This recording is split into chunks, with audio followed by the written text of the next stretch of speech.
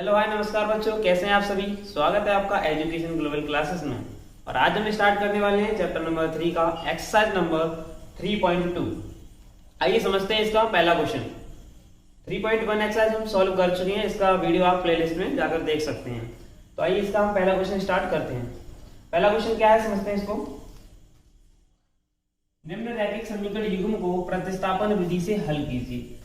तो यहाँ पर हमें दो रैखिक समीकरण युग्म दे रखे हैं, इन्हें प्रतिस्थापन विधि से हल करना है। तो आइए समझते हैं कि कैसे हल करते हैं। दो रैखिक समीकरण युग्म दे रखे हैं, समीकरण नंबर 1 और समीकरण नंबर 2, दोनों को हम मान लेंगे यहाँ पर और सॉल्व करते हैं आगे प्रतिस्थापन विधि से।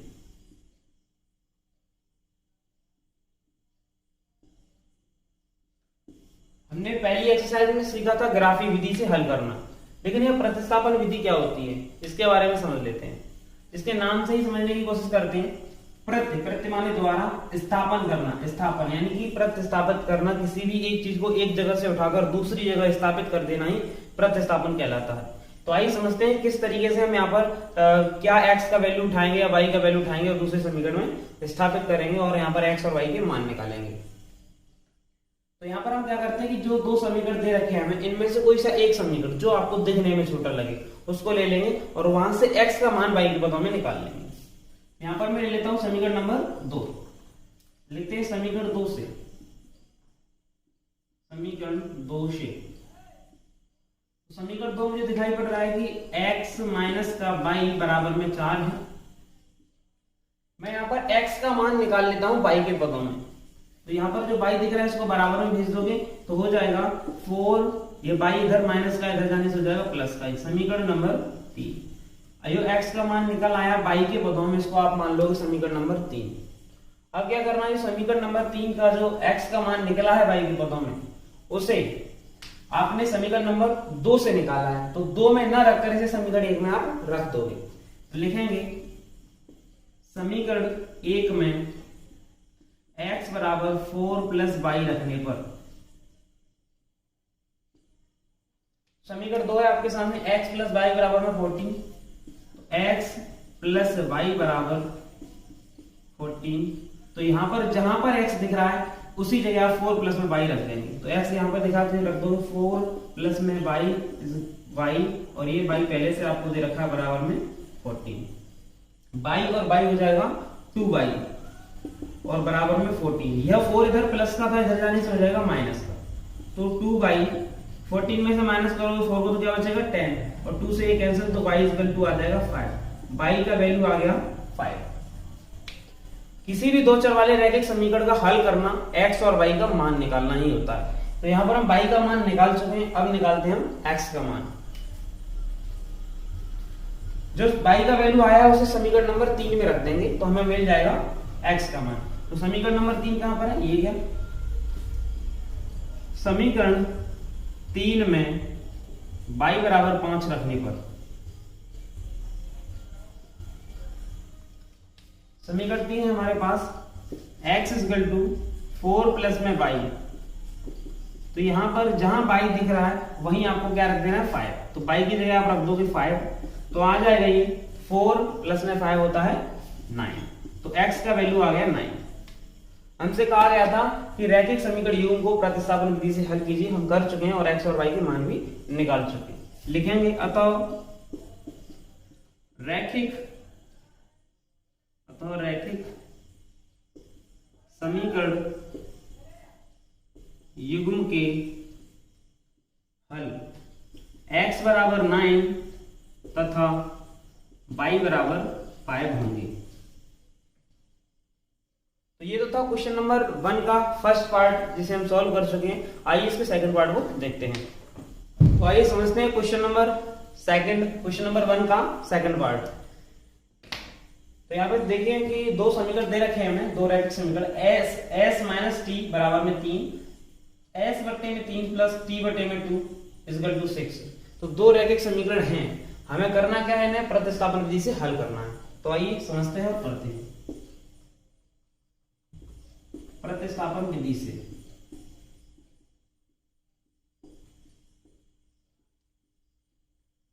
तो यहाँ पर मैंने कहा था कि जो समीकरण आपको दिखने में छोटा लगे उसे आप ले लेंगे, क्योंकि उससे कैलकुलेशन छोटी हो जाएगी। और आप चाहे यहाँ पर सेकंड वाला ले लेंगे, आंसर दोनों से ही सेम आने वाला है। तो इससे आप अच्छा है, ये कैलकुलेशन कम करना है तो छोटे वाले समीकरण को लें जो दिखने में छोटा है। तो यहाँ पर हमें फर्स्ट वाला समीकरण छोटा दिख रहा है, तो इसको ले लेते हैं। यहाँ पे समीकरण एक से,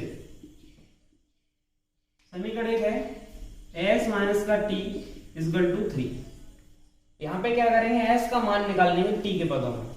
तो क्या करते हैं, t को बराबर में भेजते हैं, तो s इक्वल टू 3, यह t है माइनस का, इधर जाके हो जाएगा प्लस का। आप क्या करोगे, इसी को मान लोगे समीकरण नंबर 3। s का मान निकला है t के पदों में। करना क्या है, आप इसको समीकरण एक से बनाया है आपने समीकरण नंबर 3, करोगे क्या, समीकरण एक में ना रखकर इसे समीकरण नंबर 2 में रख दोगे। लिखते हैं समीकरण 2 में s बराबर 3 प्लस t रखने पर, समीकरण 2 है आपके सामने, s बटे में 3 प्लस t बटे में 2 इक्वल टू 6। तो जहां पर s दिखाई पड़े वहीं पर 3 प्लस में t रख देना है। तो हम यहाँ s की जगह रख देंगे 3 प्लस में t अपॉन में 3 प्लस t अपॉन में 2 इक्वल टू 6। दोनों का एलसीएम ले लेते हैं यहाँ पर। तो एलसीएम लेने पर क्या आएगा,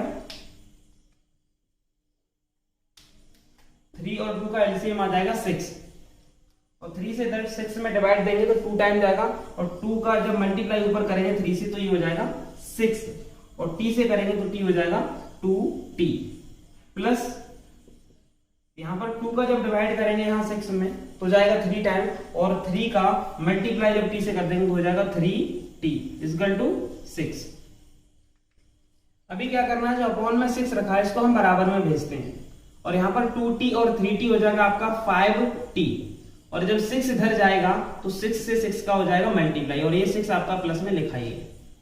2t और 3t हो गया 5t, और 6 प्लस में लिखा था, और जो हर में था 6 इसको हमने भेज दिया बराबर में। और बराबर में जो कोई भी संख्या बट्टे में लिखी हो और बराबर में भेजोगे तो हमेशा मल्टीप्लाई में जाती है, तो इसका यहाँ पर जाकर 6 से हो जाएगा गुणा।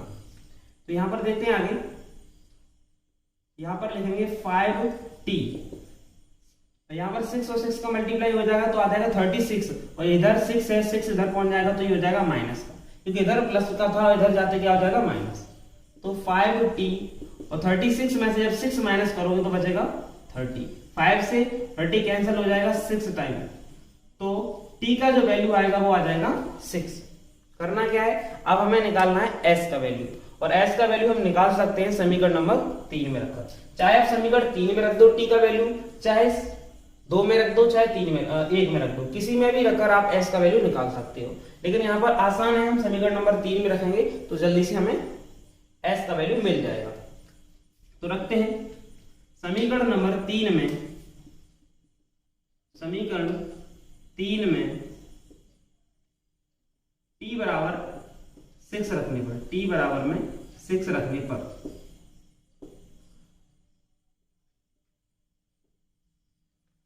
तो रखते हैं यहाँ पर समीकरण नंबर 3 है आपके सामने, s इक्वल टू 3 प्लस में t।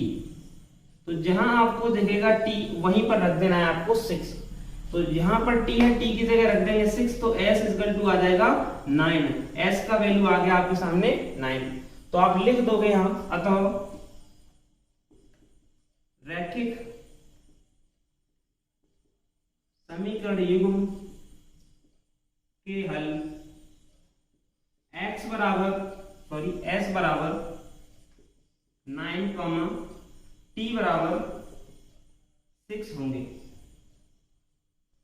तो ये था क्वेश्चन नंबर 1 का सेकंड पार्ट, जिसे हम समझ चुके हैं कि किस तरीके से प्रतिस्थापन विधि से हल करना है और इसका हल क्या होगा वो हम निकाल चुके हैं। आइए अब चलते हैं इसके थर्ड पार्ट पे।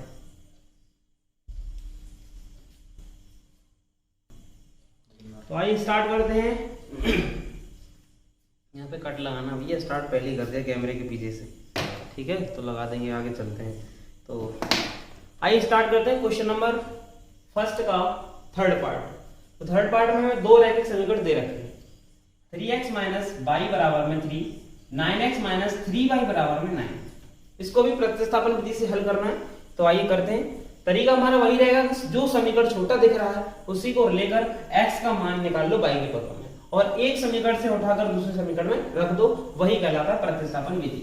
तो यहाँ पे हम क्या करते हैं कि समीकरण नंबर 1 ले लेते हैं जो कि छोटा दिखाई पड़ रहा है हमें, या आप 2 ले लो, कोई सा भी ले सकते हो। अब की बार हम इसे समीकरण नंबर 2 से करते हैं। समीकरण 2 से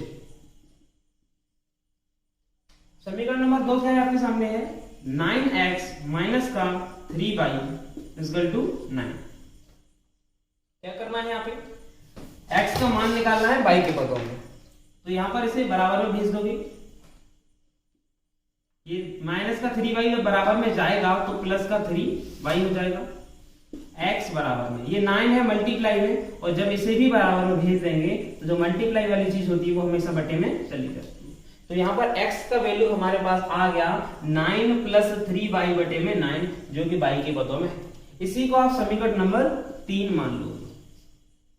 अब क्या करना है, हमें जो x का मान मिल गया है y के पदों में, जो कि हमने समीकरण नंबर 2 से निकाला है, आप इसे समीकरण नंबर 2 में न रखकर इसे समीकरण नंबर 1 में रख देंगे।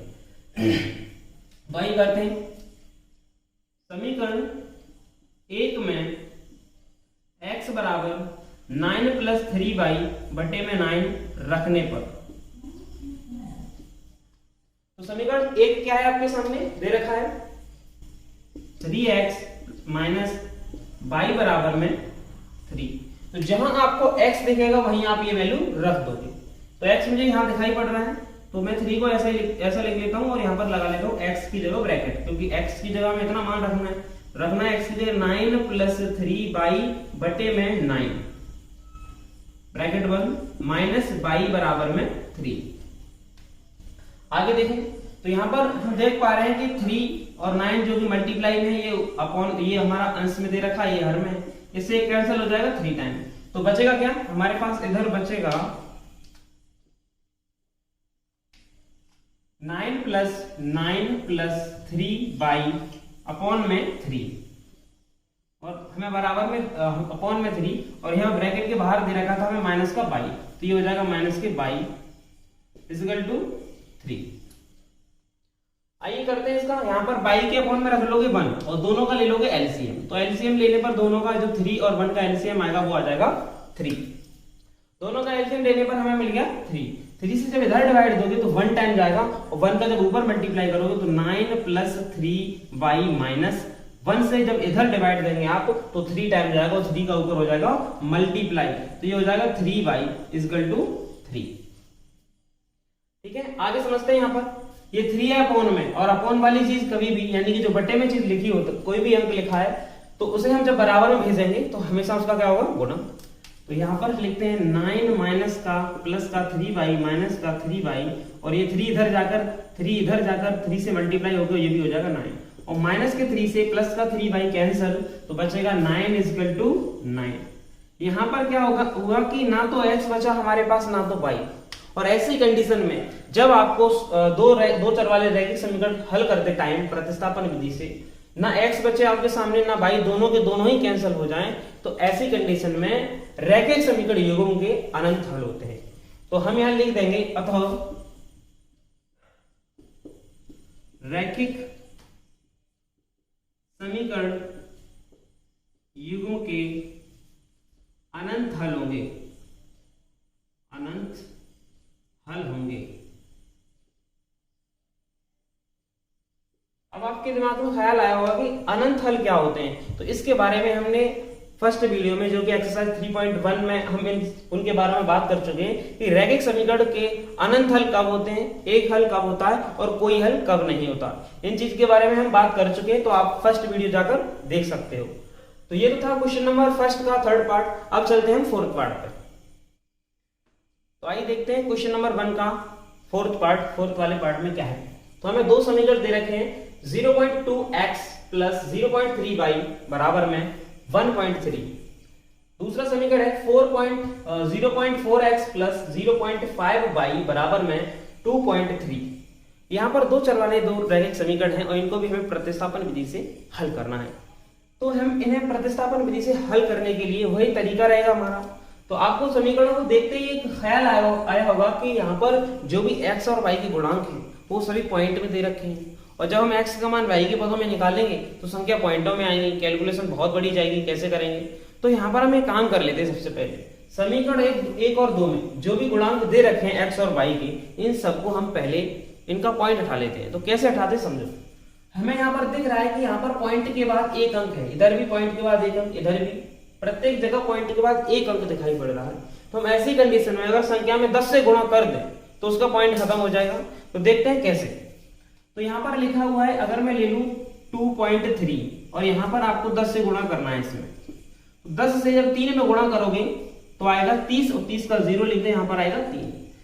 जब 10 से 2 में गुणा करोगे तो आएगा 20, और 20 में 2 जोड़ दोगे तो 23। तो ये आ गया आपका 230। पॉइंट एक अंक बाद लगा है तो हम पीछे से काउंट करके एक अंक बाद पॉइंट लगा देते हैं। यही गुणा करने की प्रक्रिया होती है। और पॉइंट के बाद अगर 0 होता है तो उसका कोई मतलब नहीं है, केवल और केवल क्या रह गया 23। तो हम देख पा रहे हैं कि 2.3 में जब हमने 10 से गुणा किया तो वो 23 बन गया। कहने का मतलब पॉइंट खत्म हो गया।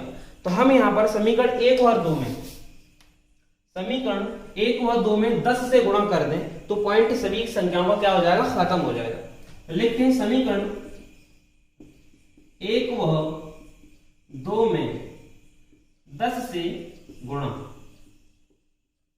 तो आप 10 से गुणा कर दोगे समीकरण 1 और 2 में, जब यहां करोगे तो ये पॉइंट खत्म हो जाएगा। तो क्या बचेगा 2x प्लस, यहां से भी ये पॉइंट खत्म तो 3y, आगे 0 कोई मतलब नहीं होता इसलिए हम नहीं रखेंगे, और यहां से भी पॉइंट खत्म तो ये हो जाएगा 13।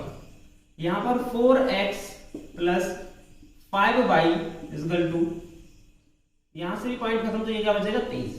तो हमारा समीकरण 1 व 2 जो कि अब पूरी तरीके से वैसा ही समीकरण बन चुका है जैसे कि हमने अभी 3 पार्ट सॉल्व कर चुके हैं इसके। तो आइए समझते हैं आगे करना क्या है। सेम क्वेश्चन की तरह यहां पर प्रतिस्थापन विधि लगानी है और x का मान y के पदों में निकाल लेना है। प्रतिस्थापन विधि से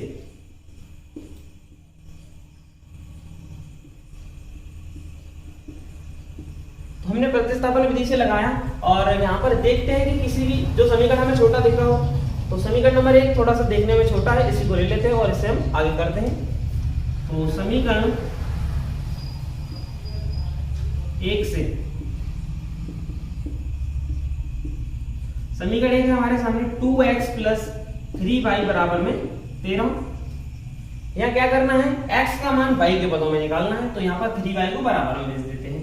तो 2x इक्वल टू 13 माइनस का 3y, और x इक्वल टू यानी कि x के गुणा में लिखा है 2, और जब गुणा में चीज लिखी होगी वो कहाँ जाएगी, बटे में। तो 3y बटे में आ जाएगा 2, और आप इसी को मान लोगे समीकरण नंबर 3। जो x का मान y के पदों में निकालते हैं वहीं पे हम मान लेंगे उसे समीकरण नंबर 3। आइए अब करते क्या है कि हम जो समीकरण नंबर 3 में x का मान निकाला है हमने y के पदों में, वो निकाला है समीकरण नंबर 1 से। तो 1 में न रखकर इसे समीकरण नंबर 2 में आप रख दोगे। तो लिखेंगे समीकरण 2 में x बराबर 13 माइनस का 3y बटे में 2। क्या करते हैं इसे समीकरण नंबर 1 में 2 में रखना है। यहाँ पर तो 2 समीकरण है हमारा 4x प्लस 5y बराबर में 23। x जहां पर दिखेगा वहीं हम x का वैल्यू रख देंगे। x हमें यहां दिख रहा है तो 4 ब्रैकेट लगा लो क्योंकि x का वैल्यू बहुत बड़ा है तो ब्रैकेट लगा लेंगे हम बड़ा सा, और यहां रख देंगे 13 माइनस का 2y अपॉन में 2 प्लस 5y इक्वल टू 23। करते हैं यहाँ पर हमें दिख रहा है कि यहाँ 4 बाहर मल्टीप्लाई में लिखा हुआ है, इधर ये अंश में और ये हर में इससे कैंसिल हो जाएगा 2 बार। जब 2 का अंदर गुणा करोगे 13 से तो हो जाएगा 26 माइनस 2 का जब 2 से गुणा हो जाएगा तो हो जाएगा 4y। इधर आपका दे रखा है 5y बराबर में 23। ठीक है, तो आगे समझते हैं। यहां पे हमें करना क्या है कि ये है 5y और ये 4y। 5 में से 4y को जब माइनस करोगे, 5 में से जब 4y को माइनस करोगे तो यह आ जाएगा, यहाँ पर कुछ गलत कर दिया कि हाँ यहाँ पर 3 रखा था, यहाँ पर था आपका 3y, सॉरी ये गलती हो गई, यहाँ है 3y। तो यहाँ पर भी क्या आ जाएगा, 2 से जब मल्टीप्लाई करोगे तो 6y। तो जब 6 में से 5 को माइनस करोगे, क्योंकि बड़े में से हमेशा छोटे वाले को माइनस किया था, तो 6 में से 5 को माइनस करोगे तो आ जाएगा माइनस का 22 और बराबर में आपका 23। 26 इधर प्लस का है और इधर जाएगा तो माइनस का हो जाएगा। तो माइनस के y बराबर में 26 में से 23 माइनस कर दोगे तो माइनस का 3, माइनस से माइनस खत्म, तो y का वैल्यू आ गया 3। y का वैल्यू हम निकाल चुके हैं 3। अब हमें चाहिए x का वैल्यू, और x का वैल्यू कहां मिलेगा? समीकरण नंबर 3 में रख दो तो भी मिल जाएगा, 1 में रख दो तो भी मिल जाएगा, 2 में रख दो तो भी। करना क्या है, समीकरण नंबर 3 में रखना आसान है और वहां से ही हमें x का मान भी निकालना भी बहुत आसान है। तो हम यहाँ पर समीकरण नंबर 3 में रख देंगे, क्योंकि y के बदले में मान है, इससे जल्दी मिल जाएगा। तो रखते हैं समीकरण 3 में y बराबर 3 रखने पर, तो समीकरण 3 है हमारे सामने, x बराबर x 13 माइनस का 3y बटे में 2। तो जहां आपको y दिखे वहीं पर 3 रख देना है। तो 13 माइनस 3, y की जगह रख दोगे 3 अपॉन में 2, 13 का 13 और 3 का 3 से गुणा कर दोगे तो 9 बटे में 2। 13 में से जब 9 माइनस होगा तो 4 अपॉन में 2 और 2 से 4, 2 बार कैंसिल, 2 टाइम कैंसिल, तो x का वैल्यू आ जाएगा 2 और y का वैल्यू आ गया 3। तो हमने जो दो चर वाले रैखिक समीकरण को दे रखे थे, इसको हमने हल किया और x और y के मान निकाल दिया। आप लिख सकते हो, अतः रैखिक समीकरण युग्म के हल x बराबर 2, y बराबर में 3 होंगे। तो ये था आपका क्वेश्चन नंबर 1 का 4th पार्ट, जिसे हम समझ चुके हैं। अब चलते हैं 5th पार्ट पे।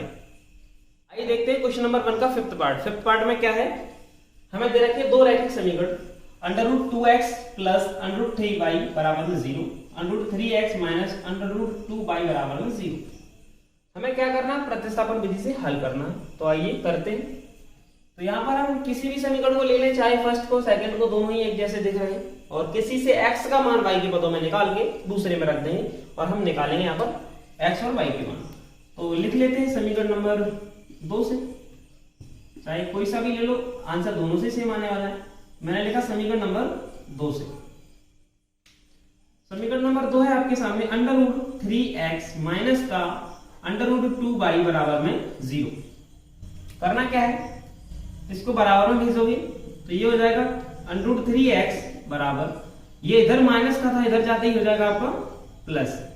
तो ये x बराबर √2y बटे में, यह √3 था वो कहां पहुंच जाएगा, अपॉन में, क्योंकि जो मल्टीप्लाई वाली जो भी अंक होता है वो कहां जाएगा, अपॉन में जाएगा। तो यहां पर हमें x का मान मिल चुका है y के पदों में, इसे आप लिख लोगे समीकरण नंबर 3। समीकरण नंबर 3 आपने बनाया है, वो बनाया है समीकरण नंबर 2 से। तो 2 में न रखकर आप समीकरण नंबर 1 में रख दोगे x का मान।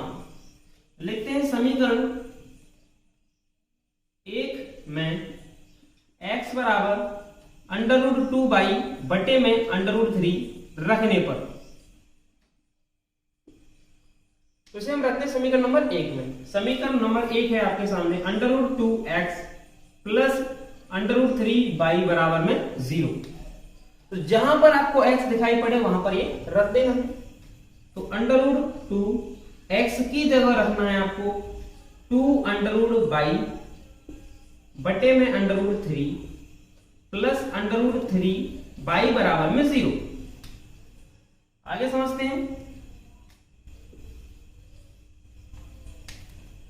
जब √2 का √2 से गुणा होगा तो ये हो जाएगा √ में 4y, और अपॉन में हमें दे रखा था √ में 3, प्लस का सिंबल है लगा लेंगे, और दे रखा है √3y बराबर में 0। आगे हल करते हैं। तो यहां पर अपॉन में 1 रख लेंगे, और दोनों का जब √3 और 1 का एलसीएम लेंगे तो आ जाएगा √ में 3। √3 से 1 टाइम जाएगा डिवाइड, तो ऊपर मल्टीप्लाई करेंगे 1 से तो हो जाएगा 4y प्लस 1 से धर देंगे तो √3 का जब ऊपर मल्टीप्लाई होगा तो √3 से मल्टीप्लाई करेंगे तो आ जाएगा √ में 9y बराबर में 0। यहां पर लिखा है √ में 4 किसका वर्गमूल होता है, स्क्वायर रूट होता है, तो 2 का होता है, ये बाहर निकल आएगा, प्लस ये 9 किसका होता है, 3 का, तो ये भी बाहर निकल आएगा, और बराबर में है 0 और अंडर रूट में हमें 3 दे रखा था। इसे जब बराबर में भेजेंगे, जब इसे बराबर में भेज देंगे तो यहाँ पर हो जाएगा इसका इससे मल्टीप्लाई, और मल्टीप्लाई होने पर ये क्या हो जाएगा, बिल्कुल 0। अंडर रूट 2 बाई और 3 बाई हो जाएगा हमारा 5 बाई बराबर में 0, और यहाँ 5 भी हमारा मल्टीप्लाई में लिखा है, 0 के अपॉन में जाएगा तो ये भी क्या हो जाएगा 0। तो हमें यहाँ से समझ में आ गया जो y का वैल्यू है वो आ जाएगा आपके सामने 0। x का वैल्यू निकालना है तो मैंने कहा है कि x का वैल्यू चाहे यानी y का वैल्यू आप समीकरण नंबर 1 में रख दोगे तो भी मिल जाएगा, 2 में रख दोगे तो भी मिल जाएगा, और चाहे 3 में रख दोगे तब भी। तो हम समीकरण नंबर 3 में रखना आसान है क्योंकि 3 में x का मान y के पदों में है, तो y का वैल्यू रखेंगे तो तुरंत ही हमें x का मान मिल जाएगा। तो रखते हैं समीकरण नंबर 3 में। समीकरण 3 में y बराबर 0 रखने पर, तो समीकरण 3 है आपके सामने, x बराबर में अंडर रूट 2 y बटे में अंडर रूट में 3।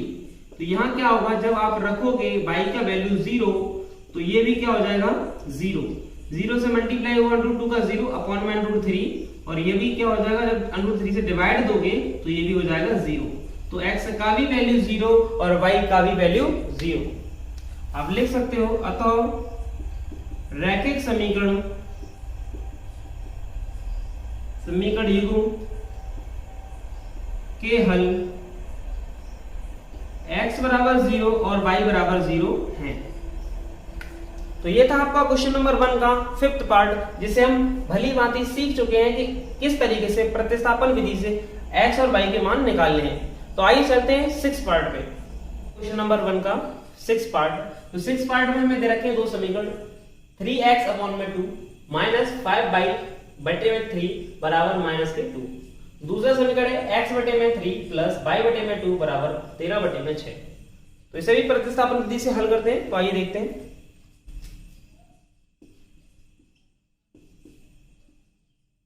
प्रतिस्थापन विधि से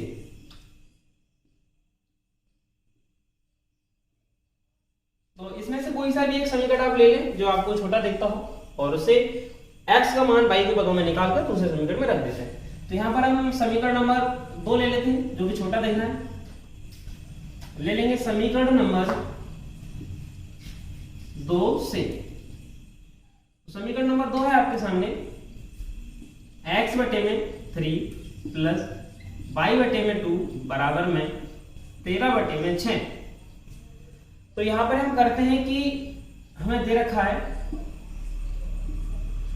y बटे में 2, तो इसे बराबर में भेजते हैं सबसे पहले। तो x बटे में 3 y बटे में 2 को बराबर में भेजोगे तो 13 बटे में 6 पहले से, और y बटे में 2 जाएगा तो ये हो जाएगा माइनस के y बटे में 2।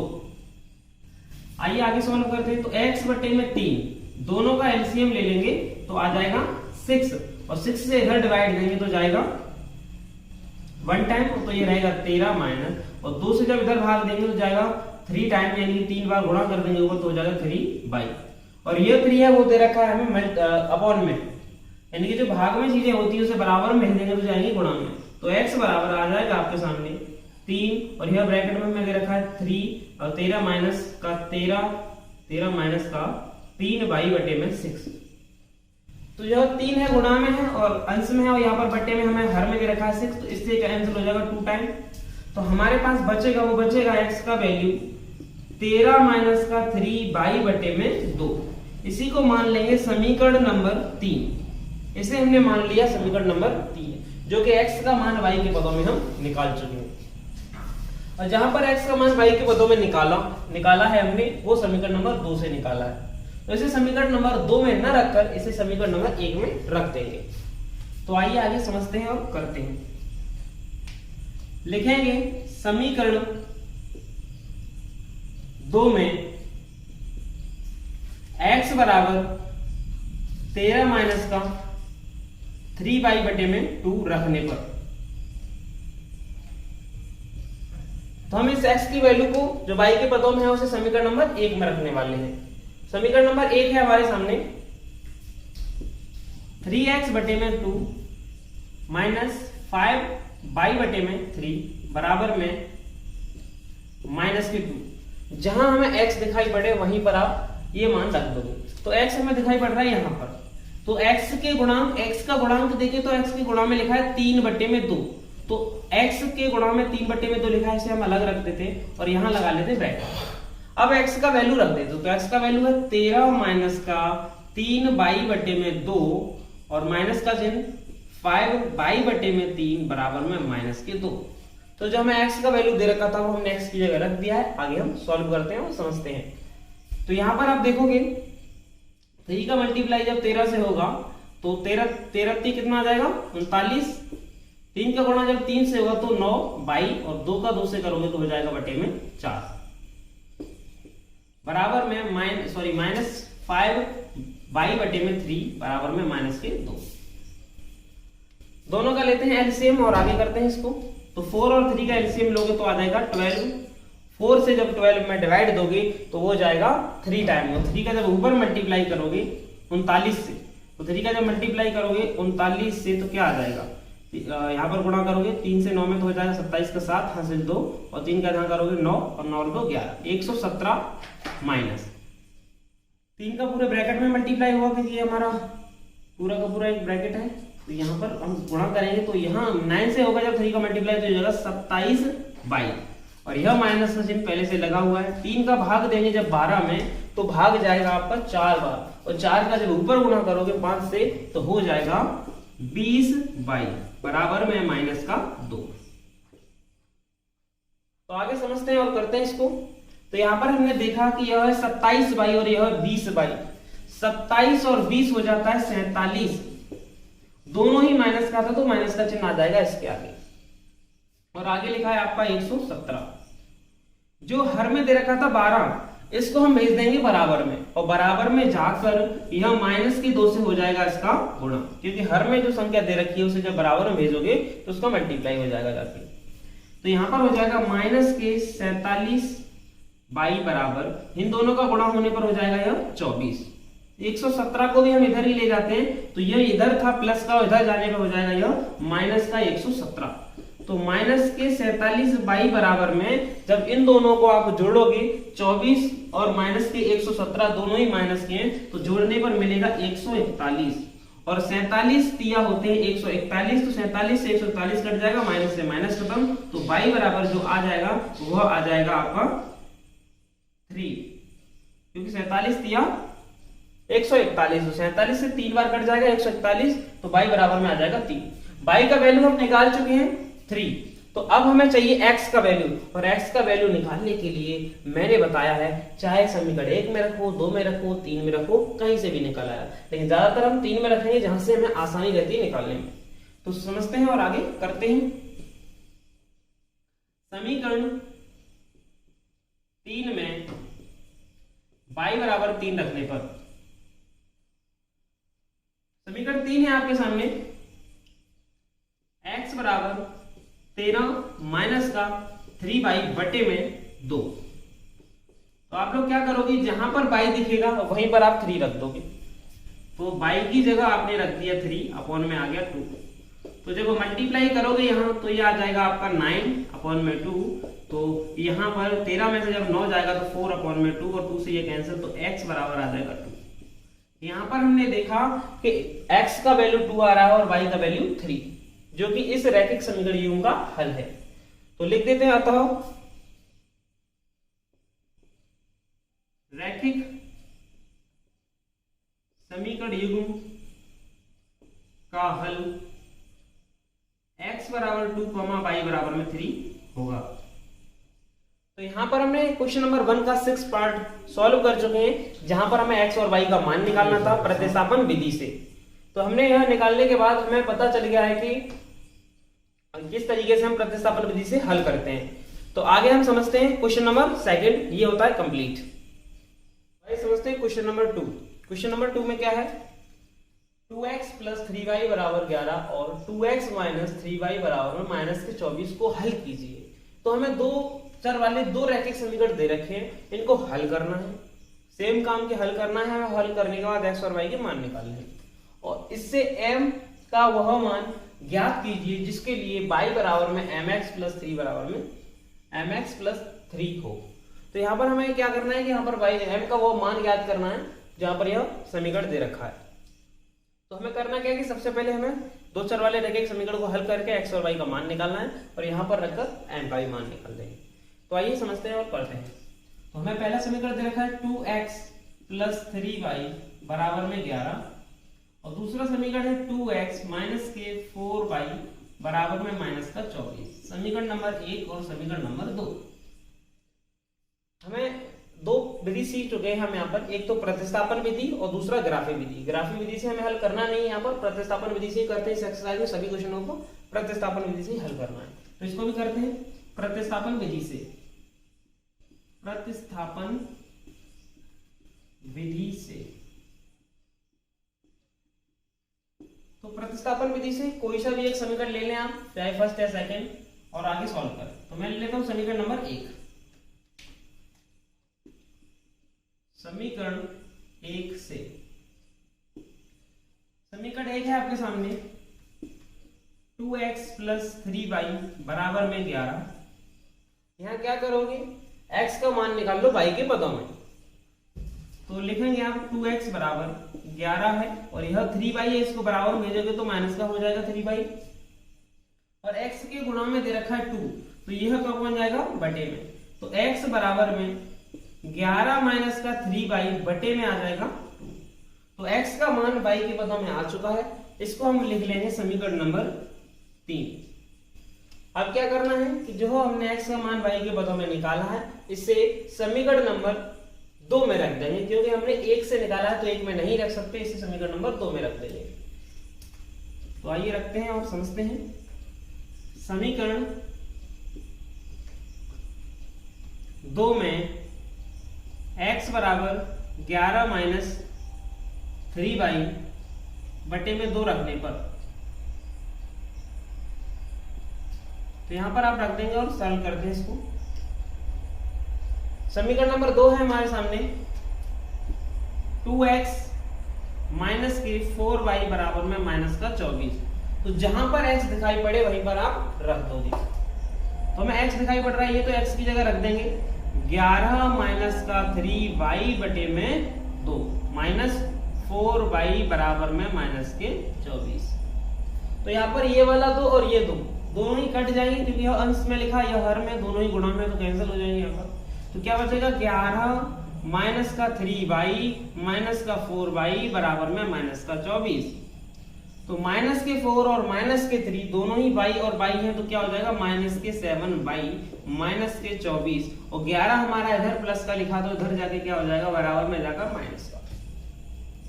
-7y बराबर, दोनों ही माइनस माइनस के हैं, तो 11 और 24 हो जाएंगे आपके 35, और माइनस से माइनस खत्म, 7 से 35 5 बार खत्म, तो y का वैल्यू आ जाएगा 5। y का वैल्यू है जो हम निकाल चुके हैं वो आ गया है 5। तो x का वैल्यू निकाल लोगे आप समीकरण नंबर 1 में, समीकरण नंबर 3 में रखकर लिखोगे। समीकरण 3 में, समीकरण 3 में y बराबर 5 रखने पर, तो समीकरण 3 में हमने रख दिया y बराबर में 5 रखने पर। समीकरण 3 है x बराबर 11 माइनस 3y बटे में 2। तो यहां पर आपको दिख रहा है, जहां पर y दिख रहा है वहीं पर आपको रख देना है y का वैल्यू। तो 11 माइनस 3 y की जगह रख दोगे आप 5/2। आगे सॉल्व करोगे इसे, तो यह आ जाएगा 11 माइनस 5 को जब मल्टीप्लाई करोगे तो कितना हो जाएगा 15 बटे में 2, और 11 में से जब 15 में से 11 माइनस करोगे तो माइनस के 4 बटे में 2, 2 से 2 कैंसिल, तो माइनस के 2 आंसर आ जाएगा। यहाँ आ गया आपके सामने माइनस के 2। हमें जो x का वैल्यू मिल गया है वो मिल गया है x = 2। क्या करना था सवाल में, सवाल में पूछा गया था कि m का वह मान ज्ञात कीजिए जिसके लिए y बराबर में mx है।